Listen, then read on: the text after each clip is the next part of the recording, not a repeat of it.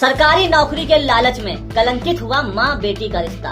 राजस्थान के जयपुर में पुलिस के अनुसार अपनी माँ की सरकारी नौकरी खुद को मिल जाए, इसके लिए एक बेटी ने कथित तौर पर अपने ताऊ और चाचेरे भाई के साथ मिलकर अपनी माँ का ही करवा दिया।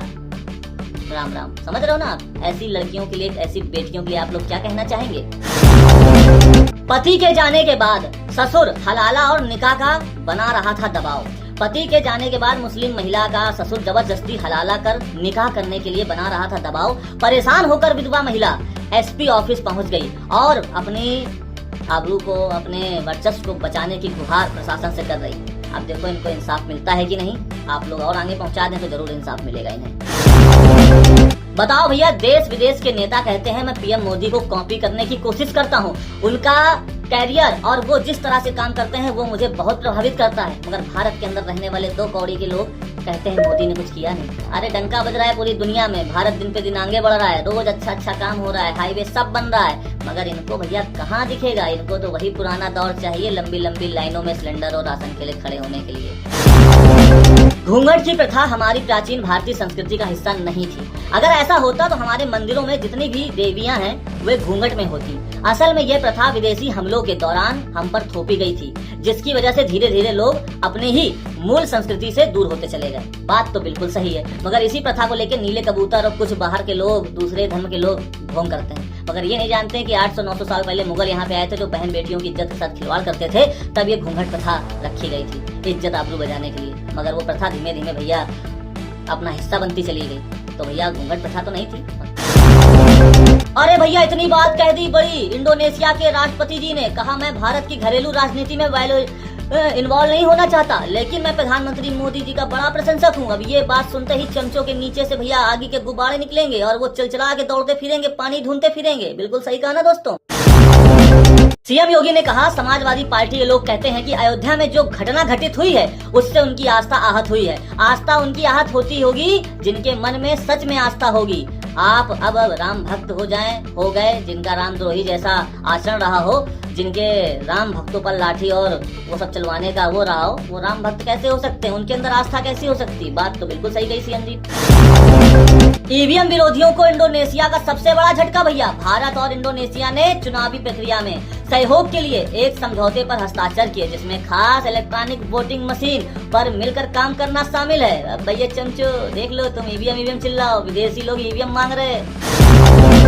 पीएम मोदी को जैसे ही सुबह मिला इंडोनेशिया सर्वोच्च सम्मान, उन्होंने तुरंत कहा ये सम्मान मेरा नहीं भैया, ये सम्मान भारत के उन करोड़ों देशवासियों का है जिनकी वजह से मैं यहाँ पे खड़ा हूँ। बस ये नेता होता भाई इतनी बात बड़ी बोलने के लिए, नहीं तो लोग तो पहले जमाने के अपने ऊपर ही सारा क्रेडिट ले लिया करते थे। अयोध्या राम मंदिर ट्रस्ट के नए सचिव भैया बन गए और जैसे ये नए सचिव बने उन्होंने कहा जो कुछ भी हुआ है हम उसे आहत हैं, सभी को कष्ट हुआ है, राम भक्तों को कष्ट हुआ है।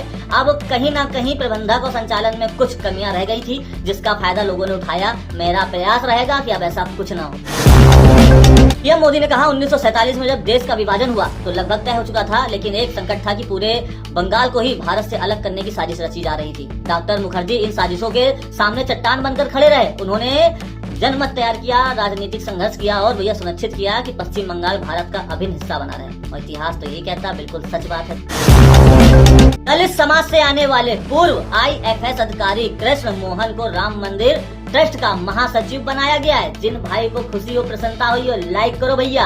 अब एक हमारे भी दलित समाज के आए हैं महासचिव। अब देखना राम मंदिर में कुछ नहीं होगा भाई।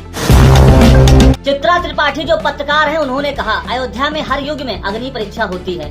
आज संतों को चढ़ावे का सम्मान देश को दिखाना पड़ रहा है, समान देश को दिखाना पड़ रहा है। वैसे चढ़ावे को लेकर ऐसी पहली बार देश में हो रहा है और भी बहुत कुछ का। पूरी खबर आप लोग पढ़ें। थाईलैंड में एक जगह भैया खुदाई के दौरान 1900 से 2100 साल पुराने 2 भारतीय सोने की अंगूठियां मिली हैं। इनमें एक पर ब्राह्मी लिपि में कुछ लिखा है जो भारत और थाईलैंड के प्राचीन व्यापारिक संबंध का प्रमाण है। आप समझ लो हमारी सभ्यता कितनी पुरानी है। दिलीप मंडल एक पत्रकार है, उन्होंने कहा मोदी युग अद्भुत है। ये मोदी युग में ही संभव हुआ कि दलित परिवार में पैदा हुआ एक व्यक्ति ने राम मंदिर का सारा कामकाज संभाल लिया है। वे काबिल और अनुभवी हैं, उनमें नेतृत्व क्षमता है। अब वहाँ से कोई समस्या नहीं होगी, विवाद खत्म हुआ। आप सब लोग अब अपने अपने काम पर लौट जाइए, ठीक है। माता सबरी के राम 9 नवंबर 1989 को राम मंदिर की नींव की पहली ईंट एक दलित व्यक्ति ने रखी थी। आज राम मंदिर का सारा कामकाज आम सहमति से एक रिटायर्ड दलित अफसर को सौंप दिया गया है। अब सब उनके मार्गदर्शन में होगा, मंगलमय हो। और भैया क्या चाहिए, कुछ नीले कबूतरों को ये बात हजम नहीं होगी। भैया जब से बंगाल के नए सीएम शुभेंदु अधिकारी बने हैं, बड़े बड़े फैसले लेने भैया चूकते नहीं हैं। अब इन्होंने कह दिया दंगों में सरकारी संपत्ति को नुकसान पहुंचाने वालों को नुकसान की भरपाई के तौर पर 3 गुना कीमत चुकानी पड़ेगी।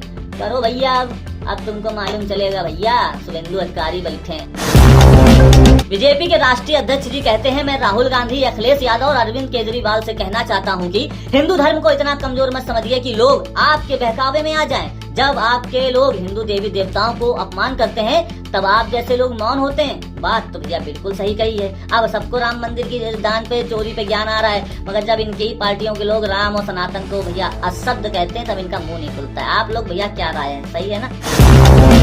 ममता बनर्जी की आवास के बाहर भारी पुलिस बल और रूट मार्च आखिर किस वजह से किया जा रहा? राज्य में एक बच्ची के साथ गलत काम होता है, उसको भगवान के पास भेज दिया जाता है, इतनी बड़ी घटना हो जाती है, उसके बाद भी कानून व्यवस्था बहाल करने की बजाय भाजपा सरकार विपक्ष की आवाज दबाने की कोशिश कर रही है। ऐसा भैया कहती हैं टीएमसी के सांसद। मगर हमसे भैया इनसे एक सवाल पूछना है कि भैया जब आरजी कार पीड़िता वाला मामला हुआ तब आप कहाँ थे?